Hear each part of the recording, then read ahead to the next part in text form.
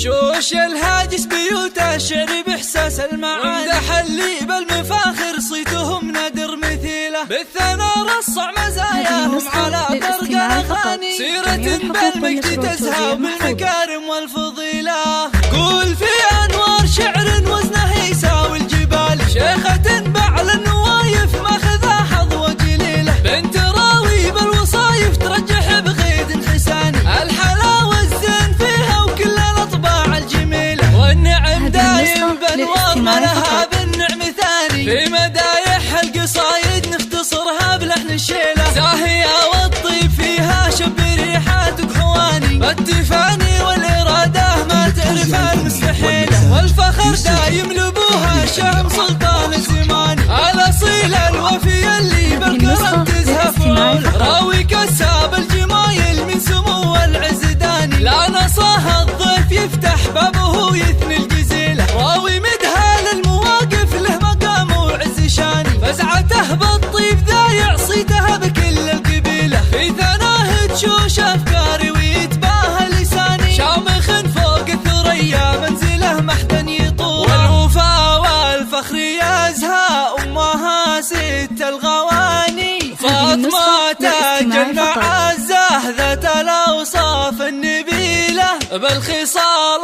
الحتمية والشكر والامتنان، زاهية بنت النشامة وبعوايدها أصيلة، فاطمة روح الغلا والطيب فيها شي ثاني، في سما العزة تضاوي بس أنا في كل ليلة، مصدر الفزعات التواصل على نبع الحنان، راتكم فيها القصايد وكتبناها جزيلة، في أنوار شعر وزنه يساوي الجبال، شيخات بعلى النوايف ماخذة حظوة جليلة، بنت راوي بالوصايف ترجح بغيد حساني، الحلاوة الزين فيها وكل الأطباع الجميلة، والنعم دايم بأنوار ما لها بالنعم ثاني، في مدايح القصايد نختصرها بلحن شيلة. حصريا